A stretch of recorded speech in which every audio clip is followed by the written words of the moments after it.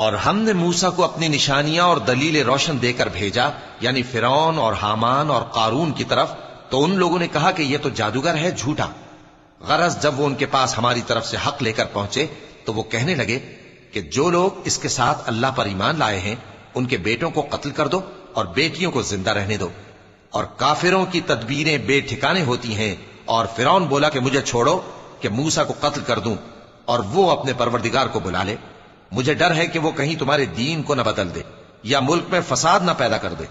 اور موسیٰ نے کہا کہ میں ہر متکبر سے جو حساب کے دن یعنی قیامت پر ایمان نہیں لاتا اپنے اور تمہارے پروردگار کی پناہ لے چکا ہوں۔ اور فرعون کے لوگوں میں سے ایک مومن شخص جو اپنے ایمان کو پوشیدہ رکھتا تھا کہنے لگا، کیا تم ایسے شخص کو قتل کرنا چاہتے ہو جو کہتا ہے کہ میرا پروردگار اللہ ہے اور وہ تمہارے پاس تمہارے پروردگار کی طرف سے نشانیاں بھی لے کر آیا ہے؟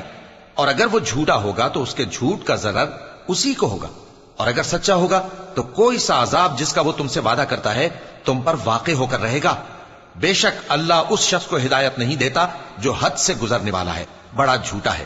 اے قوم، آج تمہاری ہی حکومت ہے اور تم ہی ملک میں غالب ہو، لیکن اگر ہم پر اللہ کا عذاب آ گیا تو اس کے دور کرنے کے لیے ہماری مدد کون کرے گا؟ فرعون نے کہا کہ میں تمہیں وہی بات سجھاتا ہوں جو مجھے سوجھی ہے اور وہی راہ بتاتا ہوں جس میں بھلائی ہے۔